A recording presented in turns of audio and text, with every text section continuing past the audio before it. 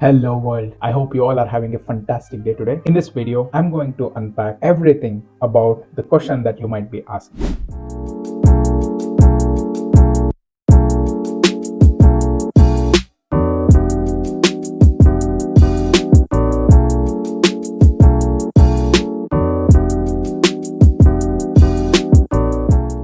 You're applying for jobs in Germany, but the only thing that you get is rejection. So in the past 3+ years, I've been working with hundreds of German companies, and I know why exactly is this problem happening, even though there are a lot of opportunities in Germany. So make sure to stick until the end of this video, because I'm going to unpack everything about this problem, so that in the end also I will provide you with the insightful action which you can take in order to solve this problem and finally get a job and move to Germany. So basically, if you're someone who tried applying for the job from your home country, you would have gotten quite some rejection. So far, what you might have felt is that, wow, okay, man, nothing works here with the German job market. I'm gonna give up on this and not gonna do anything about it. In order to give you some hope, let me share with you some hard facts here. Despite the war, despite the crisis, despite the aftermath of the pandemic that in Germany, or like also all over the world, right? Like the pandemic hit literally the global economy. The number of vacancies in IT has been continuously increased in Germany. So in 2022, there were already 137,000 jobs, that IT jobs that were in the job portals and in the job market, and in 2022 or like 2023 it has increased to 149,000 open positions, and which is the highest number of record high numbers in the German job market. So IT and generally STEM professionals are definitely in demand. So according to the Mint autumn report of Institute of German Business, there are about 476,000 open positions in Mint profession in by the time of September 2023, but it looks like only 195,000 people who like to pursue such profession were registered as unemployed. So if you see the difference here, that's the difference which the German job market is required. So that comes to about 280,000 job openings where there is no enough people to take care of filling these open positions. So on top of this, Germany is facing an acute demographic change or demographic problem, right? One of the articles published by Bochum University says that like at the moment there has been a decline of about 150,000 people who are exiting from the job market because they are getting retired. And what the same article also shared is that by the time of 2030, even with immigrants coming to Germany, and if during the simulation that they did, even though if the immigrants that are coming to Germany is super high, then even at that point in time, there are 300,000 people who are exiting the job market because they are going to get retired. And if the immigration is not as high as it has been expected, then the numbers are even looking really bad, where there will be 400,000 people, like the German working people, would be exiting the job market because they're getting retired. So like what these hard facts actually say is that there are a lot of opportunities for STEM professionals in Germany, and it's not about if there is a job for you when you are a STEM professional, it's about how to crack the code in order to get a job in Germany. So that's the hard facts, right? So I mean, nobody can change that. Like most companies in Germany belong to the medium-sized companies, right? So from small family businesses to medium-sized companies.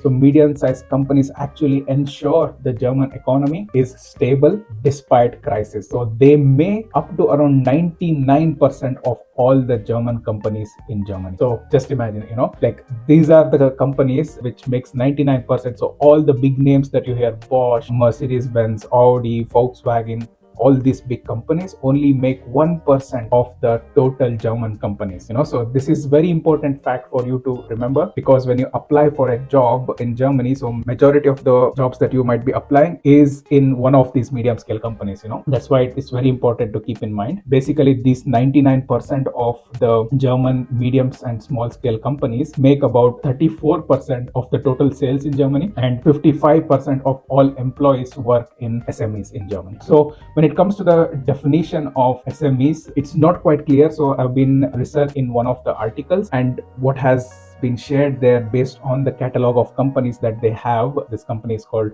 getinit.de, and they say that like a company which has maximum of 250 employees is categorized as a small scale or like SMEs in Germany. So like as this is the case, the problems that the SMEs face like the small and medium scale enterprises in Germany face is that they are quite innovative in their own niche. So in their own product and service that they are providing, they're quite innovative in that particular segment. But what they lack, or like what these companies entails, is majority of their workforce only can speak German, and they are someone who are not aware of how exactly to do the international hiring. So these are the problems that the SMEs face, and as this is the case, when you apply the jobs for these companies without knowing German and without being in Germany, this is very much unimaginable for them to make the hire happen, or even to contact you and make the interview happen, because there are a lot of uncertainties with the application, and they're like, okay, I'm not gonna invest any of my time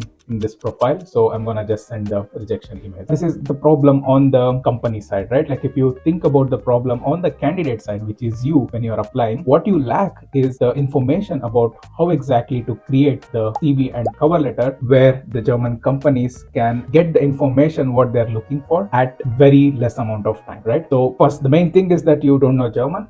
Then on top of this, your CV and cover letter is not at all looking the best way possible. The documents that you might need in order to make sure that the companies check out your profiles, you might be lacking that information. So the expectations that the German companies might have from the international applicant, you might not know how the German work culture look like. You don't know what are the visa types available. You don't know. So on top of all the things that the German companies don't know, you also don't know anything about all these things, how things work. So all these things come together, and you end up in a situation where you only get rejection email. So like these are the basically majority of the reasons why you are only getting the rejection emails. And I mean, by now you might be thinking, okay, yes, I told you all the problems, and also I gave you the hard facts and everything. What is the action that you should be taking in order to make sure that you are gonna crack the code and can make it to Germany? So as I'm personally very much passionate about the topic of international hiring, we provide you with different products and services that cater to your needs